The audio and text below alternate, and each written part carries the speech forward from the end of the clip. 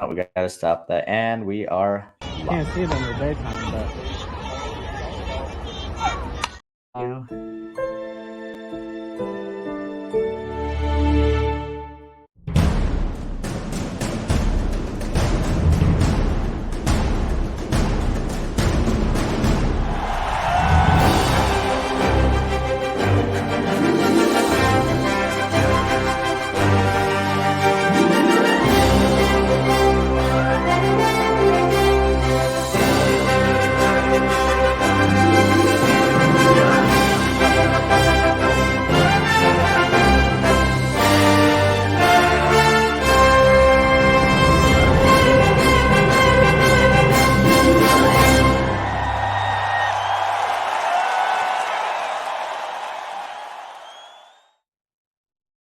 Boom. And we're live. Everybody, welcome to Six Tool Podcast. This is episode number 2.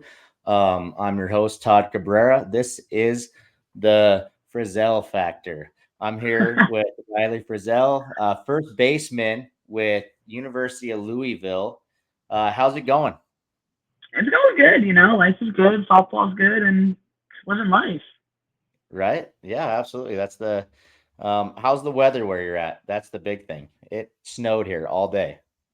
It's been pretty nice. So when we were in Florida, it was snowing here. But then we came home and it's been like 56 with like a lot of sun, so we got lucky. Pretty nice. That's awesome. Yeah. I definitely wish that we had a little bit warmer weather. I do appreciate the snow every once in a while. I didn't appreciate it last year. I mean, there was a couple times, I'm not going to lie, I had to army crawl down my road to get out of my house because the snow was so tall. So I Oh do yeah. not like the snow when it is like that, however. But No, I there are agree. hopefully warmer days in the future for us. Yeah. But um, just kind of jumping in,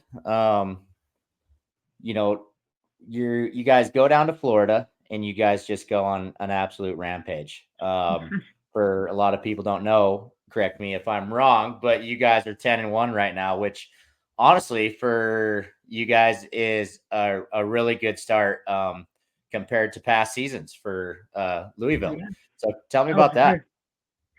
I mean, we went down there with the expectation just playing ball. We have a saying, we want to be TMS, want to be tough mother, just filling out blank. I'm not going to say it on the live stream, but that's our kind of vibe. It's just being tough, hard ass softball players. And we went down there, we took care of business, had a great time while doing it, and you just can't complain with a start like that. I mean, we were on fire. So Yeah, no, and absolutely. I mean, you guys went down there with bad intentions and you guys just wreaked havoc. So it was good to see. Obviously, it's really easy to follow you guys on ESPN Plus. yeah. So it's really nice because you can catch a lot of girls' fast pitch games. Mhm. Um, Now I'm pretty new to the women's fast pitch. I'm not gonna lie. College baseball players usually don't watch women's fast pitch. Um, Fair. but I now that I have daughters of my own, I am very active in the fast pitch and it is so fun. I got to say, like I coached for the first time 2 years ago and I've been coaching girls fast pitch ever since. And it's been like a really, really good change of pace. And now I catch myself at least for the last 3 years watching it on TV all the time because it is a very fast paced, like fun game. And I mean, the girls are out there making some like elite level plays. And I'm like, wow, look at this. This is I'm a awesome to little see. So, biased. I love baseball, love it to death, great sport, but can't really beat softball. Just I'm a little biased, ooh, but softball is ooh, is it's legit. I mean, it's like baseball on steroids. When I think about it, it's faster, oh, more okay. energetic, so it's kind of legit. Okay. All right. Well, I mean, we'll agree to disagree. No, I'm just kidding. No, it is good. And you know, I guess, going into a road trip like that and you guys are about to head into another one, right? What Yeah. is what's the mindset, as a team like heading into a big road stint for you guys? So right now, with this team specifically, we got a lot of new faces. We got a lot of transfer, a lot of freshmen coming in. So for these few couple weeks that are coming up, our mindset is simply just play Louisville softball do the little things right and just play ball. Like, not overthink it, not try to do too much, not try to be someone we're not, but just play our game and go take some wins. Like, just be tough. We want to be tough. We want to come together as a team and play together. Right.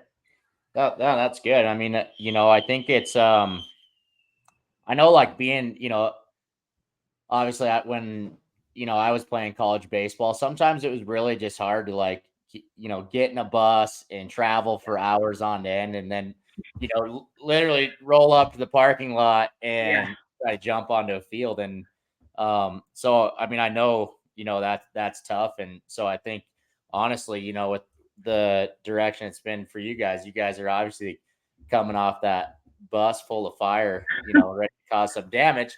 And speaking of, I mean, right now, for you at the plate, you've been having a heck of a season. I mean, you account for half your team's home runs this year. How does that feel? It's nice to see the hard work I put in pay off. I mean, this is the best start to a season I've ever had, and I can't give credit to anyone else other than my coaching staff and my players. Like, they have been behind me. They have been my biggest supporters no matter what I was doing. And, like, truly without them, I would not be able to go up to the plate swinging as free as I am and just letting it rock. Like, they have my back, no matter what I swing at. If I chase one over my head, all right. Like, it's all right. Rue just did that, and they have my back. So it feels great to feel at home and comfortable in the box again. It's nice.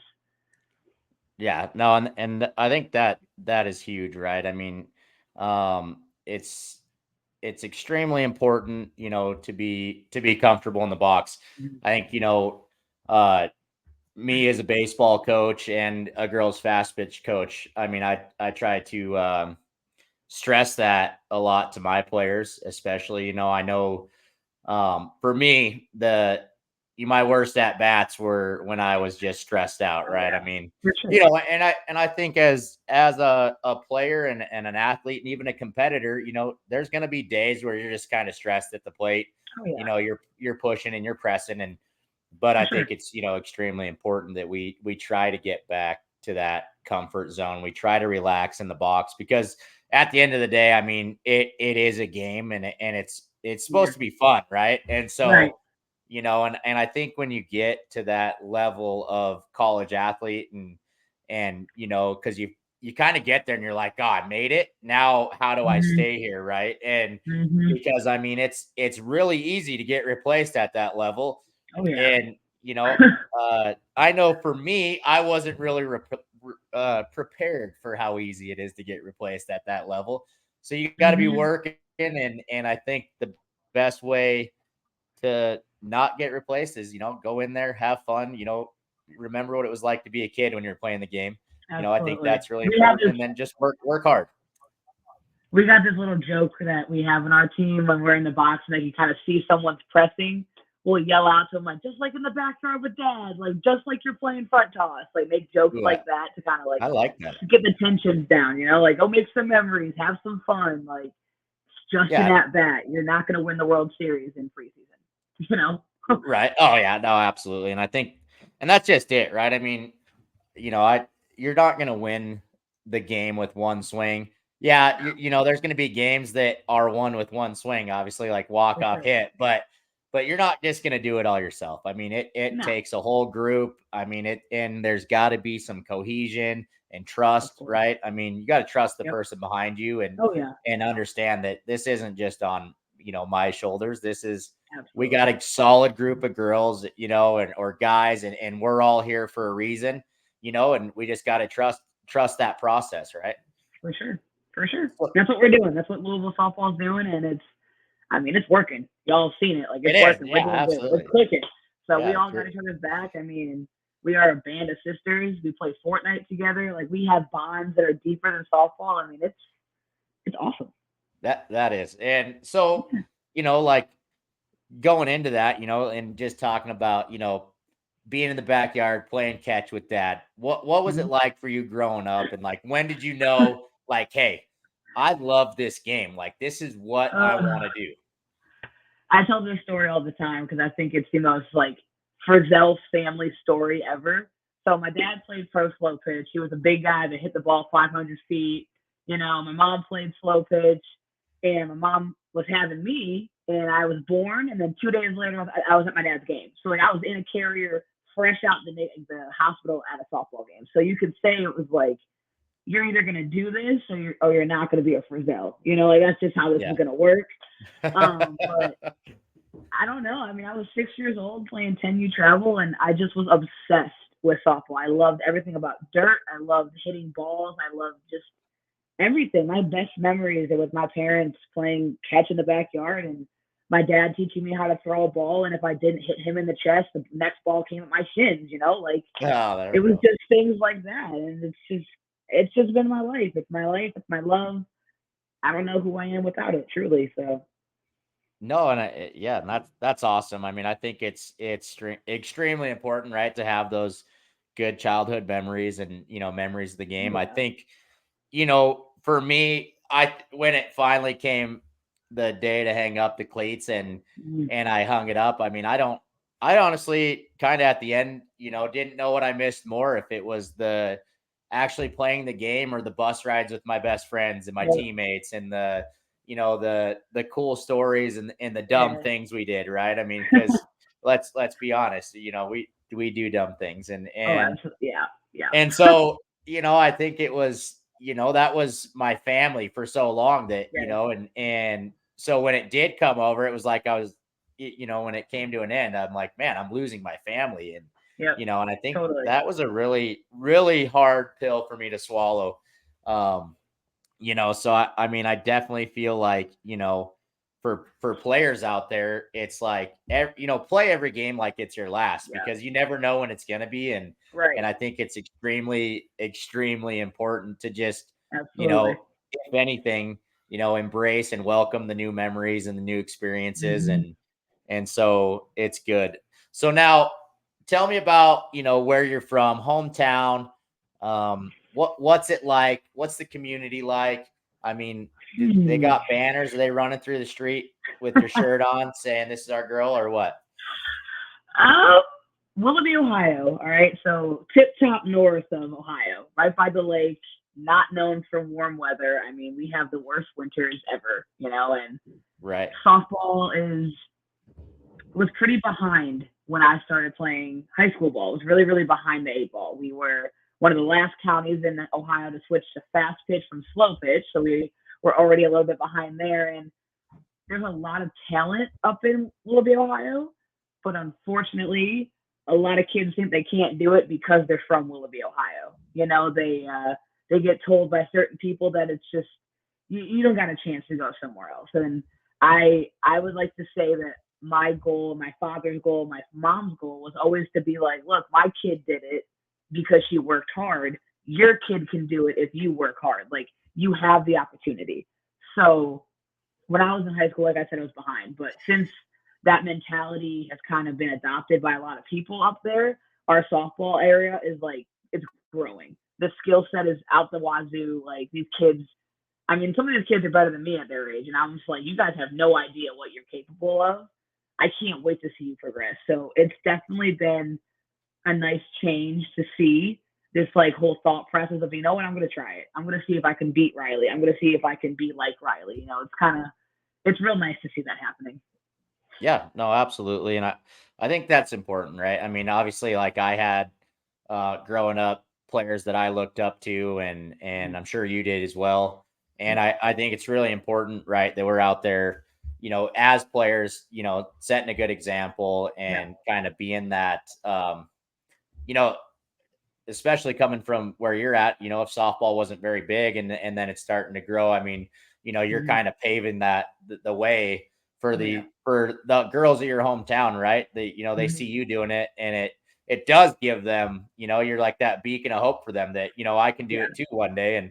And I hope, I think ultimately, I think it gets to that point. I see a lot of, obviously you're out there playing D1, but I do see Yeah. like a lot of that mentality of D1 or bust. And it's like, there are a ton of schools out there Oh, and for sure. programs that have softball and Mhm. baseball. And I mean, if you really love the game and you want to play, and you have a coach or somebody that really kind of cares, I mean, there's somewhere for you to play, and there's someone that'll 100%. welcome you with open arms out there. Absolutely.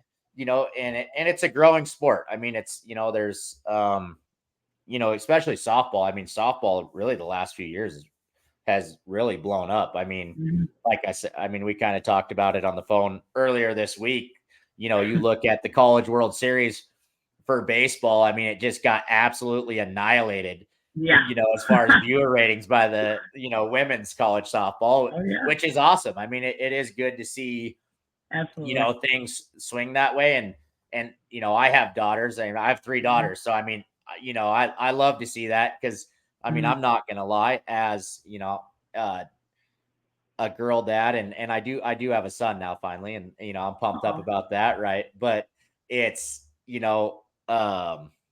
it's good to see because I was I'm like terrified to be a girl dad. I'm like I know absolutely nothing about girls, right? So then it's I want them to have these things, right? And it takes um it takes women like you in the sport like to advocate, hey, that Mhm. you guys can get here. It just kind of For takes sure. putting your head down and grinding, and Mhm. having extreme belief in yourself. Yep. And Yep. I think And that's a that's something yeah. me and my dad, had a facility up in my area Okay. called Long Ball Sports. It has ceased to exist when I went to school. But in the moment, we were having close to 150, 200 kids coming in and out of that place. And we just preached that over and over again. Like, you can go play at Oklahoma or you can go play a JUCO down the street. It doesn't matter where you're playing. Like, you are going Right. to go play college softball somewhere. You're going to get a degree and you're going to start a life. Like, you are going to play the sport you love if you want to. It's out there. You just got to have someone behind you to help you get there and have that mentality of that belief in yourself that you can do it, regardless of where you go. And that's just what we preached. And we had some great people come through us, and they took what we started and continued to grow it once we left. And that's why it blossomed into what it is. And I cannot be more proud. And like, it warms my heart to see these people doing it, because I'm like, if it wasn't for me and my dad, none of them would have even thought they had a shot. And now they know they have a shot, and it's just like this full circle moment that just makes me happy. Yeah. No, absolutely. I mean, so now, like growing up, what was softball like for you? I mean, like what do you think was like the biggest struggle, and like what do you think was just like the easy thing for you, right? The easy thing is the physical. The easy thing is going to the batting cage, swinging with my dad. That is the easiest thing that I've ever done in softball. I Yeah. mean, learning mechanics. Everybody can learn mechanics, it's like riding a bike. Yeah. But the mental, emotional factors that go into softball were and still are the hardest things I deal with. I mean, playing a game of failure is one beast in its own. You have to learn how to fail. You got to learn to be okay with failure.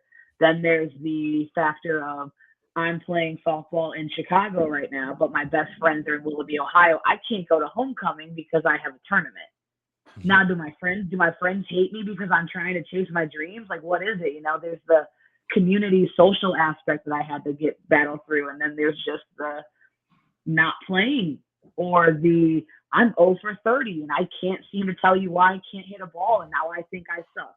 Like, it's Yeah. Oh yeah. the mental and emotional is forever the hardest thing that I've ever dealt with in softball.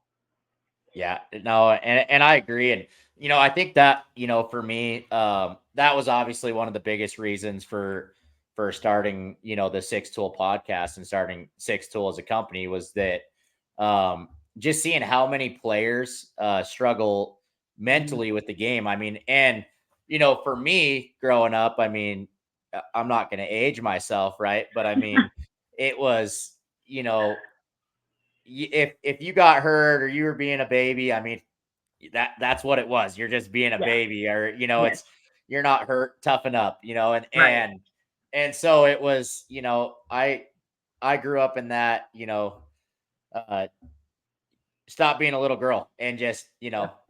and Totally get it. so, I didn't really ever like deep dive into the mental side of the game. Mhm. And, as I kind of got older, I mean, even in college, I had my shining moments with frustration, but we all have those, right? I mean, if Oh you yeah. you grow up and you're a competitor, you're going to get upset.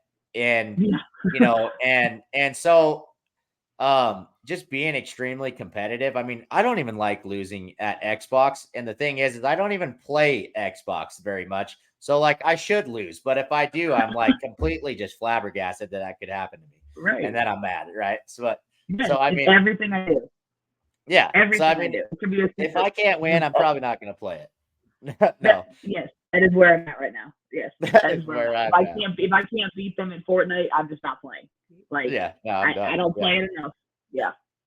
Yeah. No, and so I mean, um, I think it's like really good to just, acknowledge the mental struggle and how mental the game is because it is built off failure and it's a tough game. I mean, it's hands down, there is not very many people that can hit a moving ball. And, Right. yet alone hitting, you got guys nowadays throwing 105 miles an hour. I mean, 100 is like Crazy. the new 90. I mean, it's just a normal Right. thing now. And I'm just like, what is going on? Right. And, Crazy. uh, and so it's just, and hitting a softball from 43 feet is not an easy task. And so, No. and then you start throwing all these other crazy pitches into it and the ball's doing Right. crazy Then it starts things. I mean, moving. yeah, Yeah. yeah. Now Starts it going was up and hard down. enough. Yeah. No. Yeah. No. Yeah. It was Up hard and down enough. and left and right. It's ridiculous. Should be Right. illegal. I'm convinced the balls that go up should be illegal. No, Not yeah, fair. absolutely. Yeah, no, and that's one thing I am grateful for in baseball, obviously, is the ball does not rise. So Yeah. that's nice. Yeah. But there's some definite crazy stuff. Like I had a player a couple years ago who just could throw this like crazy knuckleball. And granted, like growing up, you don't really see guys that throw knuckleballs like consistently. And that was like his Mhm. go-to pitch. So it was always fun, when he was on the mound because kids never. I mean, he was probably the only kid in our entire state that threw a knuckleball. And That's cool. so you'd see these batters just like jumping out of the Look, box, and then it'd be a strike, and they're like, "What is going on with this ball?" that's And not, so, I threw a knuckleball when I pitched. I threw one, and everyone thought did it you? was the weirdest thing ever. Oh yeah. Yeah, I I said, look I at this. absolutely can't. Yeah, I can't throw a knuckleball. I wish I could. I try really hard, but I just look stupid. So then I just stop trying. I'll But teach you. going, even just talking about just crazy pitches and being a hitter, like what is your approach in the box? Like before you step into the box, what's the mindset? And then once you get in there, like what is your approach? So I'm a little non-traditional in this sense. So just take it with a grain of salt. You ask Take it with a grain of salt. any other college softball player, you'll probably get a way more in-depth answer than me. But this is how my brain works. Right. I get my mentality is simple. I'm gonna hit the yellow thing really hard. That's it. If it's Okay. touching over the white, I'm hitting it. And Yeah. obviously, you get into conference play, postseason play. These girls are throwing balls that are breaking 3 feet. You just got to leave it alone. I will be aware of their pitches and kind of pick one that I think I want to go after. So I'm more of a, call me crazy, I'm a power hitter, but I love the away ball. Like, I don't want that ball anywhere near my hands. Hopefully, none of my opponents are watching this because that will be in my scouting report. Yeah. Right. But I look for something over the white and away from me. And if it's there, I'm going. Like once I go, I go. I don't second guess. I don't really overanalyze too much. I just trust my eyes and trust my hands. And honest to God, just take a daddy hacks because if I'm gonna go, I'm gonna go. Like I'm not gonna Yeah. get cheated. So Right. that's Yeah. my You gotta, my stuff. That's what I do. yeah, I like it. You go eat, and that's 100. I mean, I coach that way. I mean, I kind of, I'll have my players tone it in, right? There's a point in the Mhm. count where we got to tone it in Oh and, yeah. and we got to find a good team swing. But, I tell my players, I'm like, hey, unless I call a bunt or put on a bunt, like that first one's for you, like, and go Yeah. eat. Right. And Do it. so, and I see a lot of hitters like, uh, and now that I've been around the girls fast pitch world and in and out of tournaments and coaching baseball for shoot, I mean, I think I'm going on my 12th year now as a baseball coach. And I see a lot of players, they get really like caught up and just looking for one pitch and forget Mhm. that there's other really good pitches we can hit. Mhm. Or and God it's, forbid you miss. What if the yeah. pitcher misses And the spot? yeah. Right? And I'm That just curveball like, is down the middle. right. And I'm just very much like, hey, and you ask my players like, hey, if Coach Cabrera, like, what does he want you to do in the box? And they're gonna tell you attack, attack, attack. Like that's Yep. it. Like we're going in there just pure aggression. Like we Yep. are not gonna let the pitcher dictate what Yep. we do. Yep. And that really just comes down to that you versus you mentality, right? I mean, For sure. you go in there and swing at a bad pitch. I mean, it's not your coach's fault. I mean, you're the one No. that swung at it, right? You gotta. We had practice today. Right? This is a funny story. We're doing this machine that's throwing like drop ball for a strike, drop ball for a ball, and my hitting coach is like, Rue, don't swing at the ball. I'm like, you're right, I won't swing at the ball. Next pitch, I take a daddy hack and the ball's like 4 feet in the dirt, and I'm like, my bad. Like I don't know what else to say. That's on me. I'm like, if I did touch it, it probably would have been a barrel. I'm like, that's just not hittable. I'm like, so we'll fix it. He laughs it off because he's like, that's how Rue swings. Rue is not going to get cheated, and it's that simple. He loves it sometimes, and then he hates it on other times when I swing out of my shoes at a ball above my head. But if it was down the middle, it's probably going really far away, So Yeah, take the punches. yeah. No, you do it, and we're gonna swing at bad pitches. Like ultimately, you're gonna have those moments, right? I mean, you're gonna make mistakes, and you're gonna swing at bad pitches. You're gonna chase pitches. It's just part of the game, and I think, I mean, what is, obviously, like it sounds like you have a super good mindset, right? When that does happen, I think but that's not everybody. Like, when you make that mistake or you have that error, what's the next step for you? Like, how do you overcome that struggle? This is actually really new to me. I wasn't always as calm, cool, and collected that I'm portraying to you guys right now. I got real angry real easy. I mean, one simple mistake, and that was like the bull saw red, and I got to go back to current coaching staff. They really took me in and was like, listen, you're going to mess up, and we know that you're going to mess up. Like, it's part of the game. Just because you make one mistake does not mean you're a terrible softball player. Like, we trust you. We trust your skill. You need to trust your skill. So a lot of it is, once I make a mistake, if I swing and miss at a bad pitch or boot a ball at first base, I instantly look to my teammates, and every single one of them, no matter who I look at, is like, you're good. I got your back. You're good. Like, they reassure me that it's just part of the game. They calm me down and they're like, you're good. Like, why are you tweaking? Just relax. We're all good. And it's really helped me be more centered and kind of just realize, like, hey, like, one swing does not define me. Or one ground ball, one pitch does not define me as an athlete or me as a person. So it's this coaching staff and this environment has truly gotten me to the place of where I can fail without fear. And it's the best thing that's ever happened to me.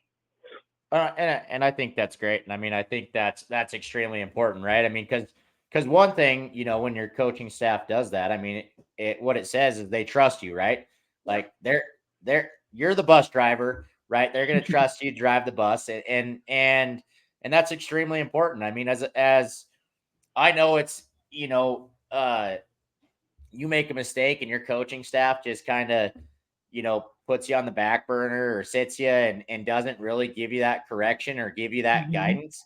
It gets really hard to stay in a healthy mindset, and I think as coaches and players, it's extremely important as coaches that we try to give our players that insight as to some of the decisions that we make or why we're doing things that we're doing. Because then at least your player has a sense of direction, right? I mean, I think a lot of coaches get kind of caught up in the game and forget that at the end of the day, I mean, we're human, right? And our brains spiral out of control. I mean, you start getting negative thoughts creeping in your head, and then next thing you know, it's just a downhill slope, and straight downhill. It's hard to come back, and I mean, so really going into it, I mean, last year you're playing in the SEC with Mizzou. This year you're in Louisville, and what was that? What was the portal like? What made you hit that portal button and kind of get somewhere different? Honestly, I mean, I have I had 3 of the best years of my life at Missouri. I've made some of the best friends. I've played the highest level of softball against all Americans that I used to watch when I was a little freshman in high school. And Yeah. I loved everything about it. But unfortunately, there was not as many opportunities for me to flourish as a player and as a person at my last school. So I had to enter the portal to go find somewhere that I could flourish. Different factors go into it. That's a whole other story. But I just felt like I could not be my 100% self where I was. And I needed to find somewhere that I could be 100% myself and get the most out of me athletically, personally, like just in life. So I entered the portal, threw caution to the wind, let go and let God, let him take the reins. And Yeah. I ended up right where I was supposed to be. So, I mean, it was a little scary because you never really know if you're going to get out of the portal. It's Right. Yeah. there's always that possibility. So I was sitting by the phone. I'm like, all right, where's my first email? Where's it at? Like, I haven't gotten one yet. And then Louisville hit me up, and I was like, let's rock. Let's go visit. Fell in love with Coach Holly, Coach Griff, and I was like, this is where I want to be. Right. Yeah. And that's good. I mean, right. Because obviously, like being in an environment where you can be yourself is extremely Mm-hmm. important. You don't want to feel like you're walking on eggshells or, Yeah, whatever, around your coaching staff or around your teammates yeah, or whatever. I mean, so and just I mean that goes back to just being relaxed, right? If I can be mm-hmm. myself and Absolutely. whatever that is, I mean, that's gonna help me kind of settle into my Yeah, environment a little bit more yeah. and I think that, kind of, going into that, right? I mean, I know me as a player coming up out of high school and I kind of talked about it a little bit on my last podcast, but I was definitely like in that mindset that I just want to get far away from home. And and I did, and I had some really, I went out to Coos Bay, Oregon, and played in the NWAC, and I loved, I had some really good teammates, but I had some really bad Mm-hmm. teammates, and it Mm-hmm. was and at the end of the day, I mean, the good teammates, it didn't matter how good they were because there was enough bad apples that, like, as a group, we were never going to mesh Yeah. completely because we had too many guys that were just there for themselves, and that was it. Mm-hmm. And then, you had a handful of us that are like, hey, we pull this together, you know, we go win an NWAC championship, and Yeah. that's, at the end of the day, we just didn't have enough. So there was just a Yep. big enough division that for me, it was like I got to get out of this environment, and because it wasn't healthy. It wasn't healthy for my mindset. It wasn't healthy for Yeah. who I was. So I'm like, I'm taking off. I'm transferring, and I went and played. Switched to the NJCAA, played JUCO ball in some like little tiny town of like I think it's like 3,500 people. Like I went out there and I mean I drove through it and I was like, oh no, I don't know if I can do this. Granted, I don't come from somewhere very big, but I mean, still going from 30,000 people to Right. three, I was like, 35. oh Yeah, boy, that's I crazy. don't know. But then it ended up like being probably the best years of my entire life. Like Mm-hmm. I would Mm-hmm. never take it back. I had Mm-hmm. an absolute ball, and my teammates were Absolutely. just were awesome. So I Yeah. think that was a big part of it. And the teammates I made there, I mean, they're still, I mean, we still talk on the phone all the time, and I mean, we're still Yep. good buddies and keep up with each other. And I think that's, I mean, that was something that was really important to me is that it wasn't, uh, I go somewhere where I'm never going to talk to these guys again. Yep. So I mean, we had a family like bond, and it was fun, and we had some rough times. And we had some great times, and I mean, it was so it was good. That's what it's all about. I got friends from Mizzou that I talk to on the regular. Like I said, there's good and bad that come from everywhere you go. And the ones that stay with me, they'll be with me for life. And then I got to come here and I have more girls that I'm making for life. So everything happens for a reason. I wouldn't take back the 3 years that I had at Mizzou. I loved it. It was great. But I just needed a little bit of a change. And now I'm here and I'm meeting girls that are going to be at my wedding someday because we're that close. And it's just things happen for a reason. I fully believe that. And I'm just happy. I'm finally Yeah, happy. and that's awesome. I mean, that's that's what it's about. And honestly, I mean, change is scary, and kind of getting out of that comfort zone is really scary. But, it's like they say, like, you're never going to learn to drive if you leave the car in park. Right. Exactly. You gotta do it. You gotta dive head first. Yeah. So you just got to go. I mean, right. And so it's awesome that you took that leap and it worked out, in that process, going to that. How did you, was Louisville like option number one? Like, were they the first school to contact you and you're like, absolutely? Or what was that process like for you? Like I said before, there was the possibility of not getting any interest, and that was always a big worry of mine. My first school actually was Central Arkansas that hit me up, and that was cool. I mean, they had beat Alabama that year, they beat somebody else that year, and I was like, all right, like, let's look into this. So I just kept looking into it. But Louisville, the coaching staff here, Coach Holly, she's known me. She's seen me play since I was a 13-year-old little thing with the Bandits. And when she hit me up, her and Griff, I was like, all right, this is a little different. It's more like, you know me. Like, you know me at my root. Like, I really want to be invested and look into this. So I really gave my time and effort to Louisville because of that aspect, because I've heard nothing but great things. I knew nothing but great things about these people. And I was like, they want me for me. They don't want me to be anything else. They want Riley Rue. They want the bandit girl that was playing Moran at 13 years old doing crazy stuff. That's who they want, Yeah, a little throwback this to girl me. right here. Who they want. This girl right there. That is who they wanted. And I came on campus, and I was straight up with my coach. I was like, Coach Holly, I'm a senior. I'm going to graduate. I don't really care what your campus looks like. Like, they're all going to be pretty. Like, all I want to know is that, are you going to take the best out of me, and are we going to go win some damn ball games? And she was like, yes. I was like, all right, sign my name on the dotted line. I was like, that's what I want to do. So it was a pretty easy decision once they came into my life, once they entered my phone. Right. So, that's awesome. I think it's good, right? Because there's obviously there's a background there where the coach, and I think that obviously probably makes a decision a lot easier when it comes to that. But going into it, obviously, you're a softball player, but you're a student athlete. Tell me, how important, and Coach Holly, and it's Holly April, right? Yes. Yep. So Coach April, for you younger girls, you got to put some spec on her name, because right. She's off to a 10-1 start. She's she's driving the bus now. She's hot. She's hot right now. Yeah. So what what is it like, having her as a coach, and and how much does she kind of preach the side of student athlete, but student first? It's pretty much like it's every day. She expects excellence in every aspect of us, like personally, socially, academically. Like, her, Griffin, and our whole entire coaching staff and support staff are constantly checking in on us, like, not being like a hard, like, what aren't you doing? Why aren't you doing? It's more just like, hey, how's school going? Like, do you feel good? Do you need tutors? Do you need help? Like, she's constantly asking about us and our lives to make sure that we're successful.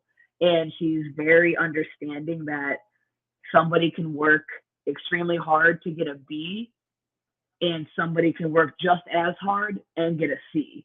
So she understands that there's differences in people in academics. Like, not everyone's going to be a straight A student, but she expects us to give 100% effort at our schoolwork and get the best we can get, and just do our best, and also be the best we can be at softball, So she absolutely has a great balance of there's no pressure. She's like, we're going to get you through this. We're going to help you. Whatever you need, she'll give you. If you need 6 tutors, she'll give you 7, whatever it may be. So she does a great job. I love playing for her in all aspects. I can go on for hours about that lady.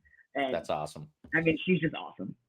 And I think that's extremely important. I think that, obviously, I had a couple coaches, that turned into great mentors. Obviously, one that we have in common is Aaron Nielsen, right? Just absolutely an epic dude. Probably one of the best dudes I know. And I don't even know if the guy sleeps. He's just like, I'm going to work all He day does long, not all sleep. night long. I don't even Does know how not he sleep. functions, to be honest. But This dude would be up in the kitchen when I was coaching with him in Wyoming. I would be asleep by 9 o'clock because we've been up all night, all day. I wake up at like 6. The dude is still in the same spot with 7 cups of coffee. I'm like, Aaron, go to bed, go to sleep. zombie. Yeah. Your I don't kids are about to be here. Go to sleep. yeah. He's like, nope, can't sleep. He's like, what's up, dude? I can't sleep. I'm like, all right, you need to go to bed. I'll wake up in the morning and I'm like, I'll get a text at like 12:30 in the morning, and it's him, and he's like, I'm jamming, brother. And so I'm just like, dude, I'm like, if it's 12:30 here, that means it's 3:30 there. I'm Right. like, you need What to are you chill. doing? Yeah, what is going on? But What can you be looking at 3:30 in the morning? I just want to know. I want to live in his head for like an hour. I just want to right. know what goes on. But how awesome. I mean, he's got, an amazing family, 2 beautiful little Oh girls. yeah. How important is that for them? I mean, to kind of have him as, that dude is a hard worker, and I mean, there's no Yeah. denying it. And I think it's like extremely important as children that, Oh yeah. they see that we're working hard as parents. And I'm sure Yeah. that, probably just seeing your dad and your mom, I mean, they sound, just from talking to you on the phone, like they sound like they're hard workers Oh yeah. themselves. I mean, so how important was that for you as a kid, like growing up, to see that? I mean, growing up, my dad was my superhero. Like, he could do no wrong. He was always there with the bucket, the bats, the this, the that. I always had the new latest bat, but never really understood how I was getting the new latest bat. And now I'm old, and I'm like, dang, he was spending a lot of money on me. You're And right. then my Yeah. mom, I mean, the story of my mom, like, she was a single mom, had 2 kids before my older siblings, and she had 3 jobs. She was doing the woman works hard. Like, I don't know how else to explain it. She has done so much for my family, and for them as a couple to be able to support the years of travel softball that I put them through. They always make jokes that if I didn't play a sport, we'd have 6 houses on a beach somewhere, and Oh yeah. like I'm forever grateful for them. I would not have been able to do what I am right now if it wasn't for my parents. They instilled hard work, determination, and just this grit mentality of like, if you want it, you're gonna get it, but you're gonna work your butt off for it. And that's just how we roll. How the Frizells roll. I mean, my little brother's doing it. He just committed to a D2 school, and he's That's playing cool. ball. Like, I mean, it's just in us, and it all stems from them. So I'm forever grateful for my parents. So, I mean, if I get little bro on the podcast, what is he going to tell me? Who's a better hitter, him or Oh my you? God. I mean, what do we got He's here? gonna say it's him. He's gonna say that Nico's better. I'm the best hitter in the family. But little does the guy know is that I was the one in the cage with him at 10, teaching him how to swing a bat. I'm the one that he calls when he can't hit a baseball. So That's we're awesome. gonna keep that right there. I taught him everything he knows. That's what Okay, we're gonna say about that. going into that, I actually, I did hear that you were starting an internship with NASA. I did get a hold of your interview video. Can't see it in the daytime, but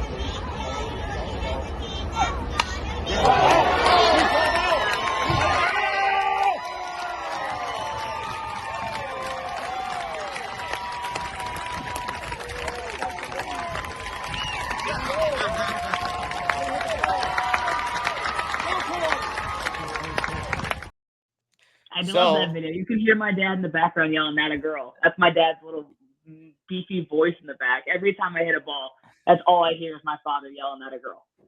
Yeah, well, I mean, rumor has it they are still looking for that ball. So let's go through that at bat. I mean, tell me, you know, I know that's one of your favorites. I seen the smile on the face. You're like, wow, that just felt really good. What was that feeling like when you connected with that ball? I think I was down 0-2 in that at bat, actually. So I'm pretty sure I took 2 daddy hacks at balls that I was nowhere near. I was so off time. I was early, and I was like, yikes. And I reined it back, got to a full count. That was a full count pitch, actually. And I don't remember very much from a lot of the balls that I hit, if I'm being honest. I just remember the one thing is that I felt the entire ball like just smush on my barrel, and I was like, if this ball does not go out, I'm gonna be so upset. And it went. I was Right. like, oh, thank the Lord. Like it was Thank one the of those Lord. sigh of relief. I'm like, there's the first one of the year. Finally, like, woo, we're good. I got the first one out of the way. But it felt Yeah. great. I mean, rounding third, seeing the smiles on my coach and my teammates, I was like, I am so happy. Like I'm genuinely happy, not because I hit this ball, but because I just scored runs for my team and I'm about to celebrate with my teammates. Like Yeah. it. Oh yeah. I mean, the swing felt great. I can't lie. Who doesn't love hitting a ball dead center? It's the best thing ever.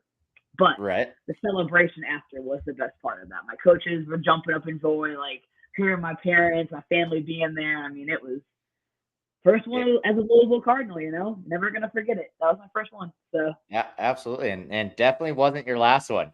no, Uh, no, more to you know, come. right? Absolutely. Yeah. And I mean, that's got to be the mindset is that Oh the show yeah, don't stop. Right. no, no. And so, I mean, I think it's good. I mean, you know, it's a funny story. I mean, I was always a leadoff batter. I was a center Mm, fielder in college, and I was always our leadoff batter. And I always used to mess with our coach, and I'd come into the dugout, game day, and I'd look at the lineup, and I'd be like, shake my head, and my coach would go, "What?" And I'm like, "I'm a power hitter, and you got me in the leadoff spot."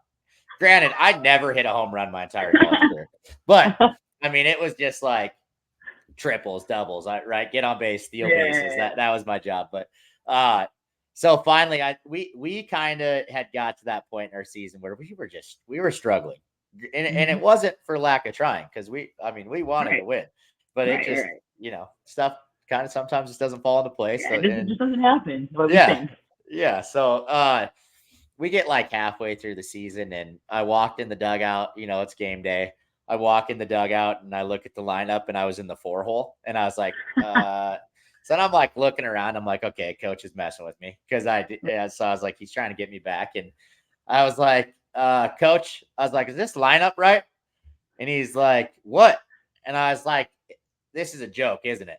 And he's like, he goes, you're a power hitter, baby. And, and I think it was because like going in, like probably like honestly, like 5 games leading up to that point, like I was just going on this rampage, like hitting triples, balls off the wall, but they would Mm, never just quite go high enough to get out. And so just, not enough, getting my pump on enough in the weight room, I guess. I don't know. But right. Obviously, I was that's part of trying. it. I was trying. I think it was just because the air was always heavy where I was at. I don't, Totally. There's a I don't lot of want to other reasons. speculate. Yeah. I mean, Yeah, there's a lot of there's things and I'm not, a lot of factors, yeah. But And so, it was just really funny because then I ended up staying in the 4 hole for a while, and it that's was just awesome. like, and I was like, what is going on? I was like, he's eventually got to take me out of this spot, and so, but it was super fun, and I think it was just fun to have a coach like that. They could kind of Oh yeah, and I that's think that awesome. I probably just he probably was like, gosh, Cabrera really thinks that he's a power hitter, so let's just see Right. what happens, Let's just see. Oh and yeah. so I it was always definitely fun.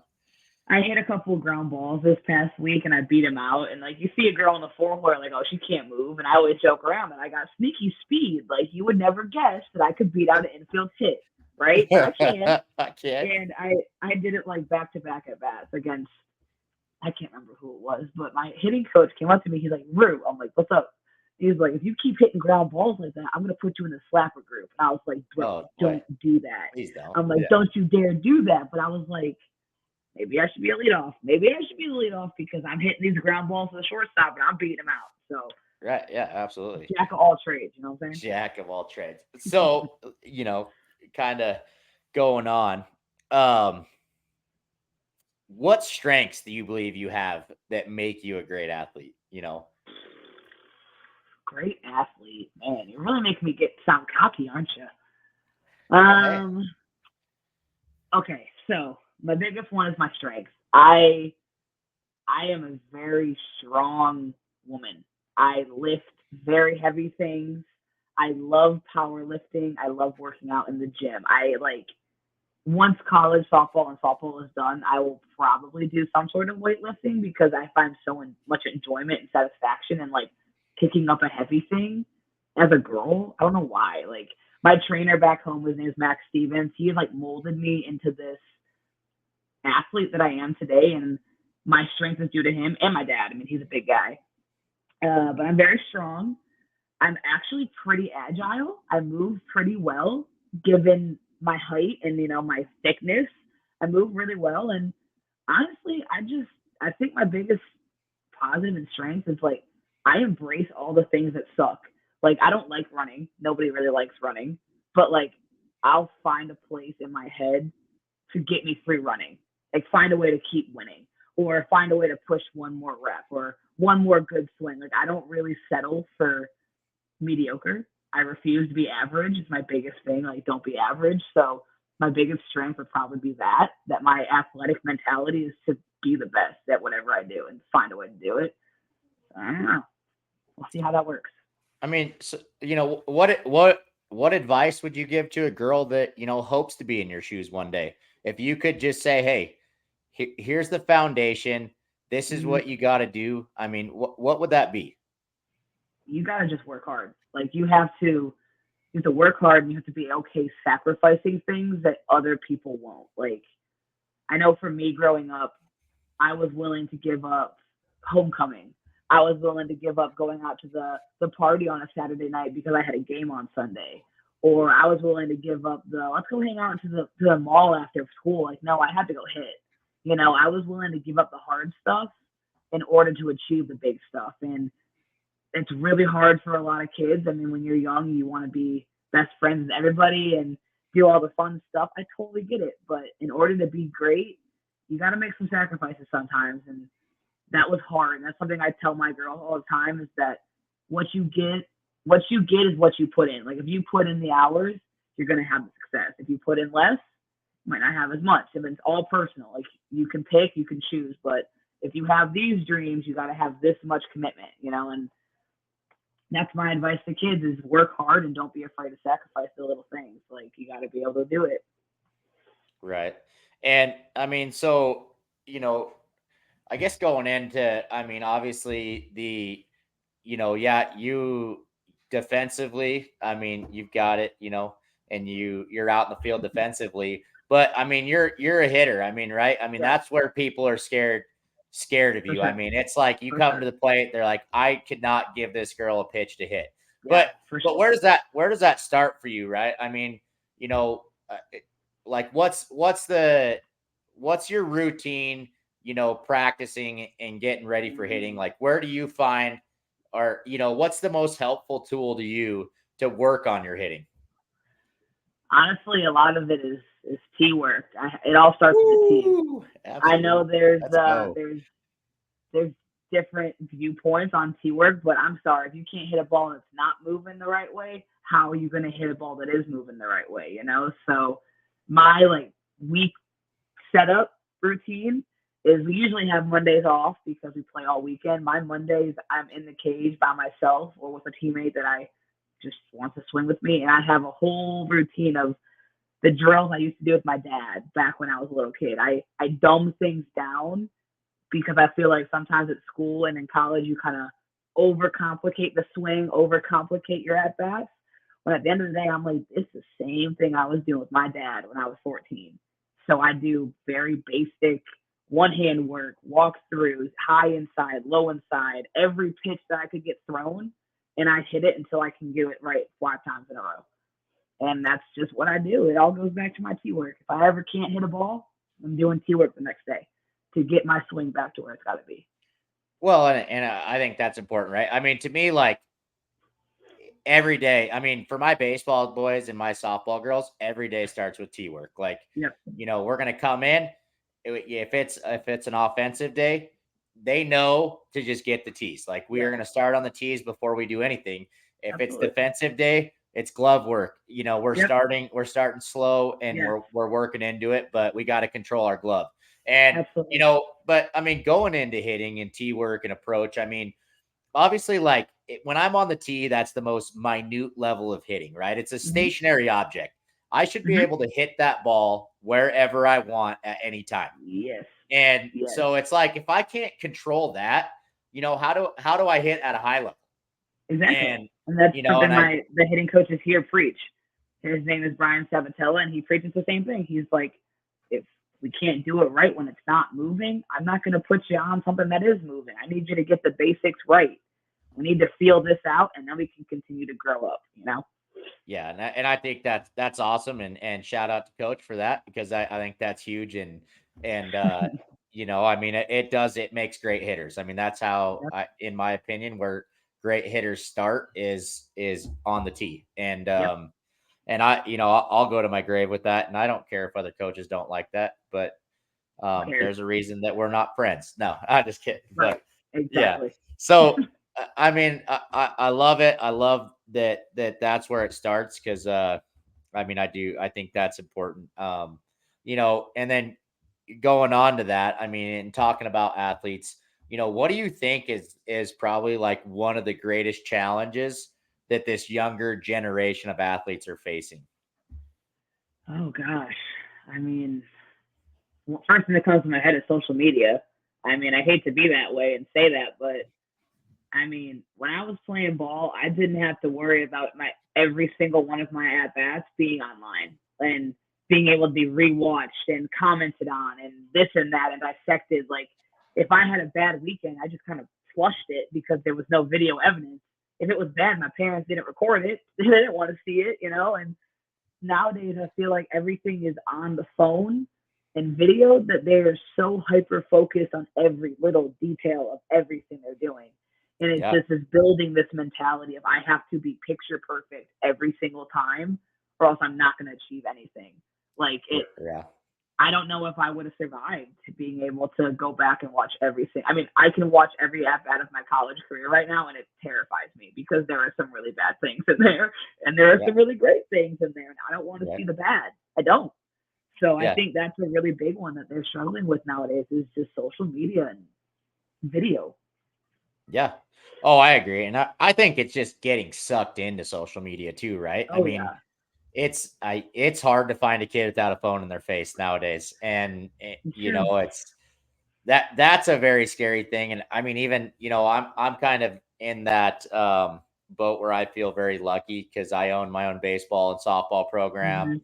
Hmm. We have a big 13,000 square foot indoor training facility. And so my kids are like, Dad, we got to go hit, we got to go to the facility. Right. And then as far as like everyday living, we live out of town. We got a couple acres. We Yeah. got goats. They're like, which I'm not a goat person, but my kids are like, Dad, we've got to have goats, and I'm like, you're right, Right. We have we've got to. to have You goats, have to. right? You're right. I don't know I why, but mean, we do. We need why them. would we not have goats? And so we have three goats, and only one of them has a name. My son named him H, and well, it's a girl. Her name's H, and that's it. So Her name is H. yeah, All right. we've had these goats for a few months now, and they do not have names yet, but they're All there. right. And yeah, That's and awesome. they're actually kind of cool because I mean, if you mess with me and I let them out, I mean, they're kind of my clique. They'll follow me anywhere. I I mean, mean, they're goats are cool. I would love to have some acreage and some animals. I don't know why. I mean, I don't know what to do with them, but I just feel no like I need to have them. If I have land, I feel like I should have an animal or two or two. or Yeah, seven or yeah. seven. I should have 7 cows, actually. Well, yeah. You always get things in pairs. Yeah. So like I am not. So we have two cats, three dogs, three goats, and then we have like 16 rabbits. Now the rabbit Oh thing gosh. is, and this is where probably you shouldn't get things in pairs, but it's just kind of funny story is, uh, my girls wanted rabbits, and so All right. we got these two rabbits. The ladies told us that they were both females, and But, we had them for like a whole year, and they'd been in the same cage. They stay outside, like they're outdoor rabbits. But I come home one day, and my daughter's like, "Dad, there's baby bunnies in the cage," and I was like, "No, there's not." And she's like, "No, there is," and I was like, "No, there's not. That's impossible." And right. she's like, "Dad, there's baby bunnies in the cage." Oh gosh. And so then I was like, okay. I was like, whatever. I was like, I'll come over there. I'm going to entertain this. There's not going to be any baby bunnies in there. And Right. I walked over to the cage. There was like 13 of them, and I was like, oh my goodness. I was like, there's baby bunnies in Oh the cage. no. And then I was mad that we got the rabbits, because I was like, Right. what am I going to do with all these bunnies? And it turns out that they're not as easy to give away as I thought they would be. No. Yeah, No, they are people are not. like, listen, guy, you're stupid. We're not falling Yeah, for that. we're Look not what happened falling to you. for it. Yeah, so Yeah, we're not falling for that. That's awesome. So they're really hard to get away. But it was funny. So now, not only do we have all these animals, we got all these bunnies. And I thought about letting them out, but then I was like, what happens if they Oh just no, keep they're gonna get multiplying? Yeah, you're gonna get infested by bunnies, or they're gonna all terrifying. die. Absolutely And terrifying. if your girls find a dead bunny, they're gonna blame you. Speaking from a girl with a girl dad, do not go down that path. Don't you dare. All right, dads out there watching, you've heard it. You do not go down that path. Do not mess with your kids' animals. Don't do it. So that's funny. I do. Animals are great. Dogs are better. But that's true. So go. We'll try to hit a few more topics before we wrap up. But what have you learned about teamwork from your past experience? Like, how important, how crucial is it as a team to work together? I mean, it's like you think of a rowing team, right? There's all these paddles. If one person is not in the same stroke as the rest, your boat's not going nowhere. You're doing circles and you're just going like this, like one person on your team can be thinking of something else and your team will fall to shambles. Like we all have to be on the same page with the same goal, whether it's to win a singular game or if it's to have a successful season. Like everybody has to be bought in and you have to have each other's backs. If you don't have each other's backs, like you're basically playing a 9-person game by yourself. Like not one person can do it. And every day someone else will need somebody else. Like I might have hit a couple home runs this day, but the next day I couldn't hit one if I fell out of the boat. I need you to pick me up. And then when you struggle, I'll pick you up. Like it has to go back and forth. Without it, I mean, you can't succeed. There's no way. Unless you can find me in an anomaly, a team sport where they're not teammates and teamwork isn't happening and they're successful, I'll give you $1 million. There's no way. Right. Yeah, and I mean it is right. I mean cohesion as a group goes a long ways when we can work together and have each other's backs, and I think that's really important, right? I mean, I know it makes me feel better at the plate when I trust the person behind me, right? And we touched on that a little bit earlier, but I mean that does. I mean it kind of gives me a confidence that hey, like it's not all on me to try to win this game, right? And for sure.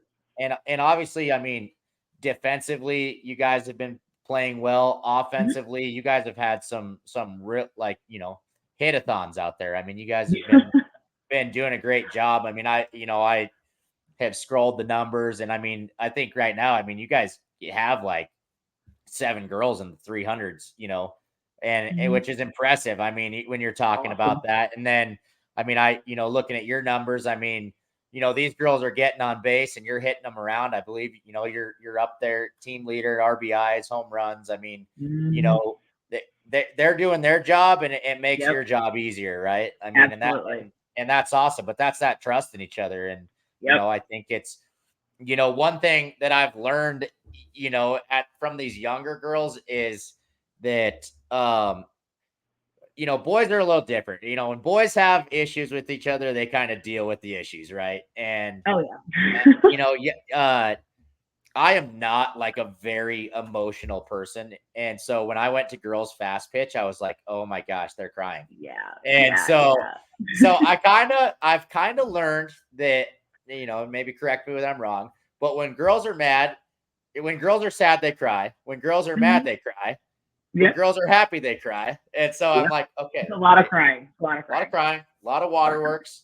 Yep. And so, whereas boys, I mean, typically we have one emotion and that's anger. And then,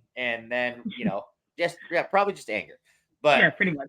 So one thing, I realized, so I took this group of girls, and I'd had this baseball program for like 8 years up to this point. I'd only coached baseball. My daughter's like, all right, why is there not a softball team in the program? And I was like, all right, you want a softball team?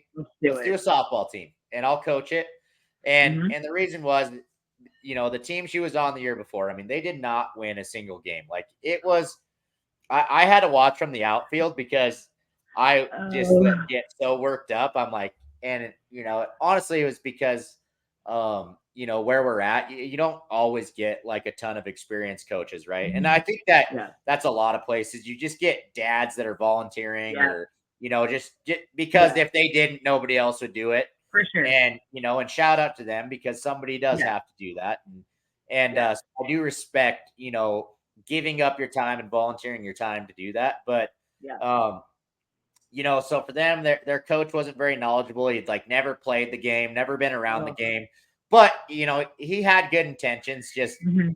just didn't really know how to coach the game. So it finally got to the point where my frustration had drove me to the point where I was like, all right, fine, I'll do the softball team.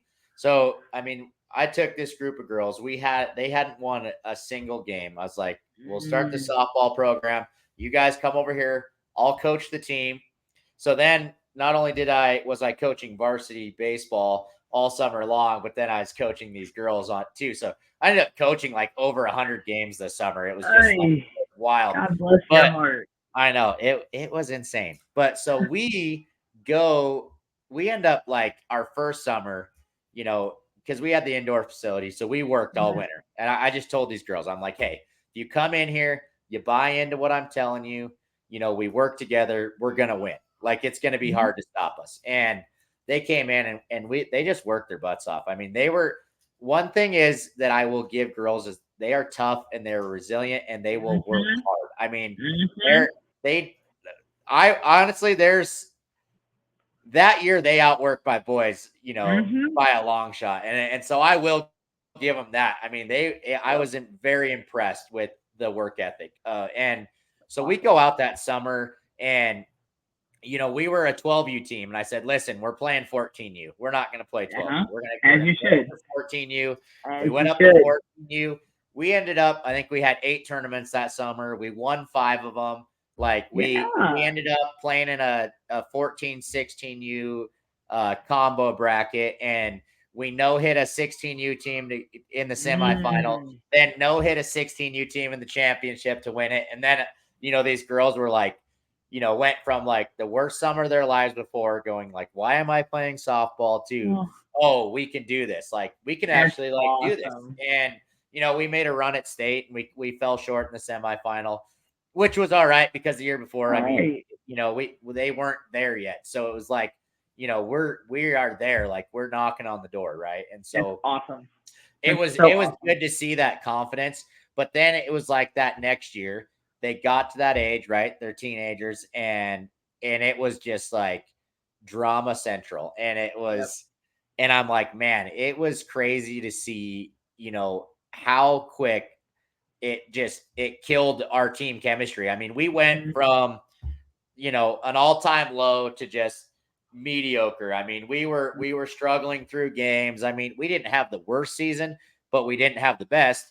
And Yeah. the drama kind of pushed away a couple of those players, and they're like, "Yep, we're going to a different program." Like, and and that happens. I think it's easier, now with how big travel balls got and everything, for Yeah. girls and even boys to jump ship when they don't like something. And Yeah. and one thing I realized is that sometimes girls don't work through it the best.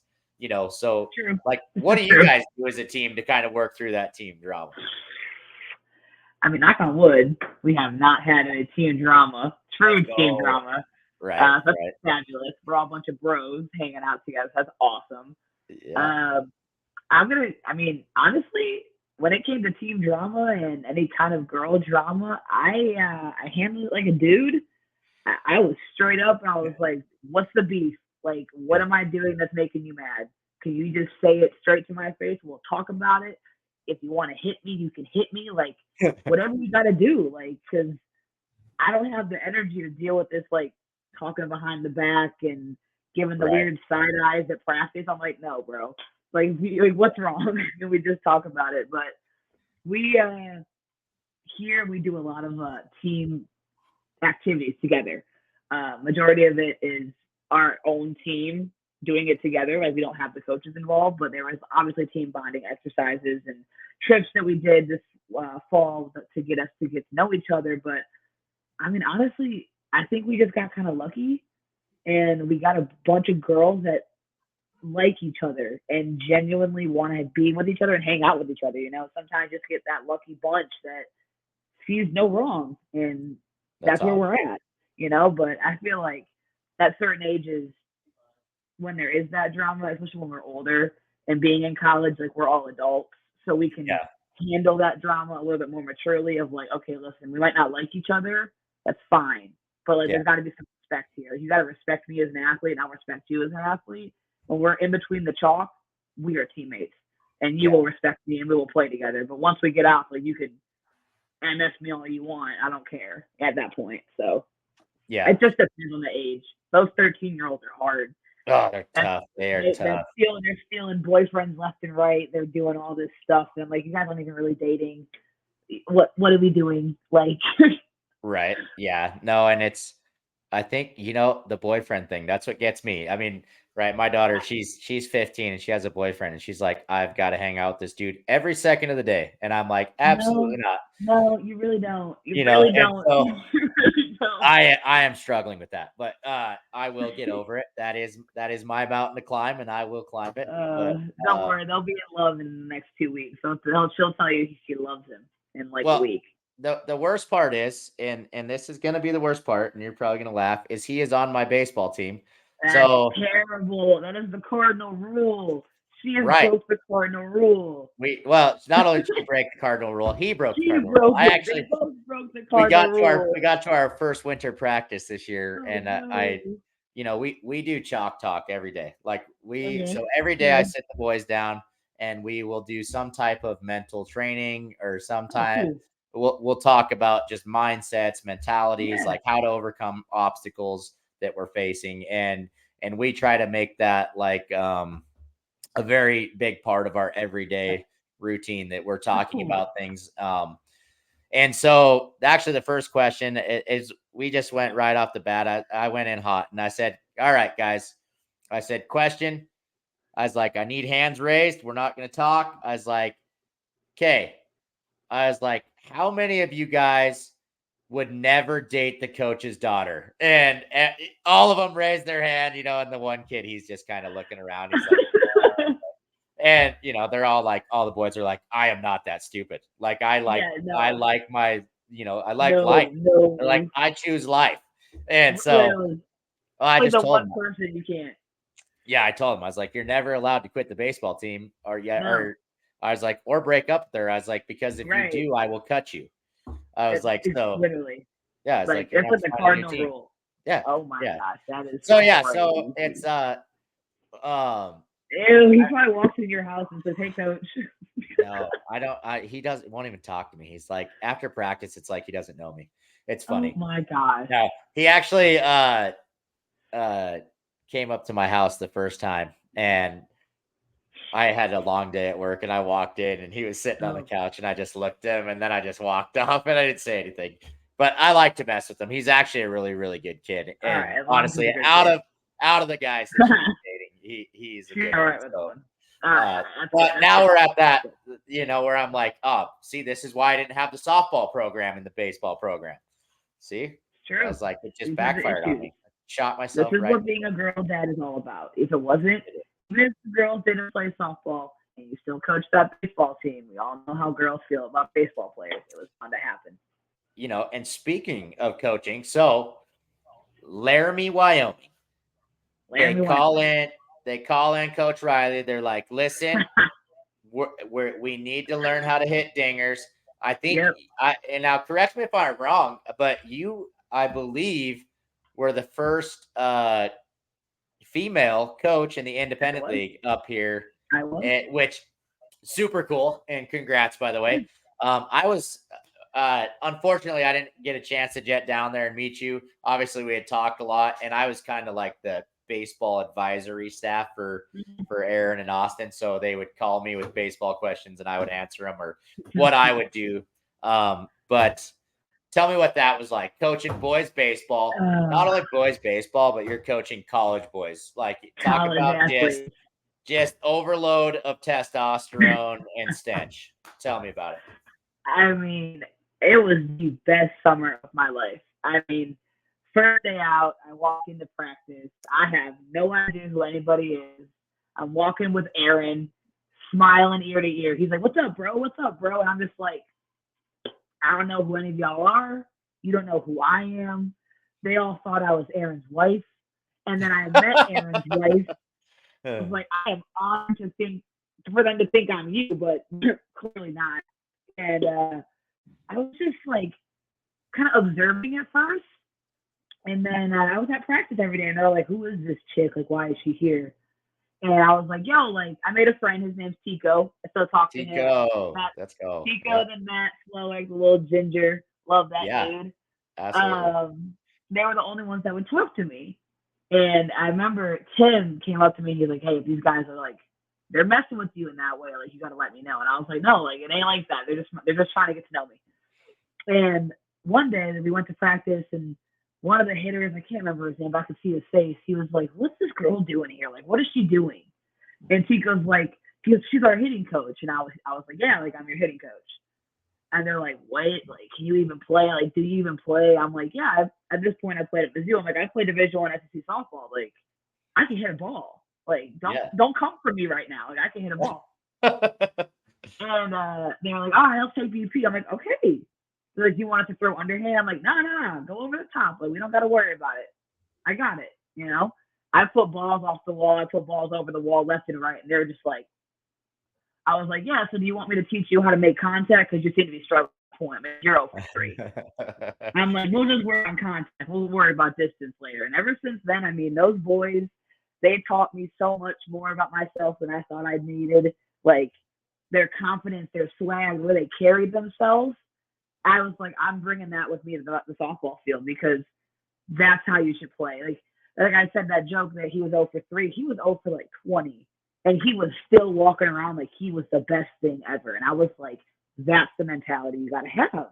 Because I can't be walking around shoulders down thinking I suck, because then I'm going to keep sucking. You know, like, at some point you got to fake it till you make it. So that was the best summer of my life. I mean, to date, like, I wouldn't trade that for the world, and I would do it again in a heartbeat without questions asked. No, and it's fun. And I did, get a chance to go hang out with the team and talk to some of them before you were there. And they were just a really good group of dudes. And I think, I think that was, a good summer for them. And I think they made probably some really good memories but unfortunately that team's not in Laramie anymore. I know. Which Laramie, is a bummer. Wyoming. Right? Tell me what you think about how you go to Laramie, Wyoming. Like, what you get off the airplane? What do you like? I mean, just shell shock, right? I mean, it was out of a dream. Like, it was out of a movie. Like, I could have swore there was gonna be like a massive like tornado coming at me, because there was just nothing. Like, there was nothing. And like, me and the boys would go explore, and I'm like, "Where do you want to explore? Like, there's nothing to see. Nowhere to go. Like, I don't know what you want to do." We would just sit outside and have bonfires, because we're like, there's nothing to do but play baseball, I guess. We just hang out at the field all day. But awesome. It was cool. It was cool. I almost got a Laramie, Wyoming tattoo, but that changed. I was gonna get matching tats with the boys, but that's permanent. That changed. That no longer happened, but the thought was there. We were gonna be branded brothers for life. Is what they said. There we go. I mean, it's an invisible brand now, but it's still there. Oh, it's there. It's in my heart. The bison, absolutely. I have the bison hat up there. Don't you worry. There we go. In there. And I wear it with pride. They're like, "Who's that?" I'm like, "Those are my boys. You don't know who they are, but they're my boys. Bison for life. Absolutely. That's awesome. Just one last thing. Like, what is let's hear this, because I'm curious. What's Riley's pregame meal like? I mean, what do we do to just fuel the body and fuel the soul before a game? Oh, okay. Listen, it's more of a fuel the soul than fuel the body. All right. Okay. With you guys. Night before. All right. It can go 2 different ways. I can either go Italian, because of my hometown Italian roots. Love my mom, love my sauce. Or I go like Mexican Chipotle vibes. Okay. Because like, you can't go wrong with chicken, cheese, and rice. You can't go wrong with that. Hard to mess chicken up. One of my favorite things on the planet is simple chicken, cheese, and rice. There we go. But so usually it's some kind of Chipotle, get a lot of protein, get some carbs in, fill me up. But the day of, I have a really hard time eating breakfast before games. I don't know if it's just because like pregame butterflies, but my hunger disappears. Oh So yeah. it's usually some sort of monster or rain, some sort of caffeine induced chemical mixture that I always drink, and a crap ton of gum. That is my go to. That's my pregame is gum and energy drinks. And I then dig it. after the first inning, I go into the snack bag and just eat. Like the first inning jitters are gone, and then I'm cool to eat. But before that, there's almost no eating. Can't. Awesome. So girls out there, please make sure you eat. Don't be like me. Eat breakfast. It's really Right. important. Please. Okay. So one last thing before we wrap it up. You got the beats on. You're on the bus. We're getting the mind right. What's in our headphones? Ooh, okay. So it's so weird. I It's got two so sides. weird. I could do, so my dad taught me how to listen to classic rock and like screamo rock. So if I'm really trying to Okay. get like angry pregame because I'm going to like into a big game, I want to be angry. I listen to Okay. Five Finger Death Punch, which is Let's like go. Okay. hardcore angry rock. Or if I'm Absolutely. trying to like chillax and be like, all right, Riley, don't stress yourself out. Pure Bob Marley, just sitting back, Ooh, little reggae. vibing with my teammates. A little reggae, just got get loose. I'm just sitting in the back of this, just like vibing with my teammates, making jokes. So there's literally no in between. It's either relaxed or angry. I'm kind of like a dude. You ever listen to I actually was a reggae guy myself. That was what, It's like a nice poppy vibe. it is. It's kind of, yeah, it's relaxing. Revolution. You ever heard of Revolution? Yes, That's what would be it's a good song. banging in my headphones when I was trying to get my mind right Yeah, for it's baseball. So yeah, it it's was a good awesome. little. It's just a nice little like. It's not too hype. It's not too slow. I'm like, all right, I'm just vibing. I feel Good. good. I'm It's good. happy. Yeah. Yeah, Yeah, absolutely. Well, Riley, that's probably what we got for time today, but I really appreciate awesome. you coming on, and it's been fun, watching your journey, and I wish you and your teammates the best of luck this year. I hope that we Thank get to you. watch you guys fight it out in the College World Series. I'm actually planning on bringing my softball girls down uh, there this year. So I'd love to be down there and that watch would you be guys awesome. take home some hardware. So That'd be awesome. It was um, awesome being here. So thank you for having me. yeah. I had a great time. Yeah, no, and for our viewers, I hope that, some of the younger athletes, I hope you guys, learned something valuable, or, got Mhm. something you guys can take with you, on your journey to the next level. And again, like I said, I really appreciate you and your time, and taking the time Yeah, out of your busy schedule to do this with me. And hopefully we can do it again. And next time we yeah, got, some hardware in the background. absolutely. I would love to. I'll bring home some ACC trophy or something like that. Let's go. Absolutely.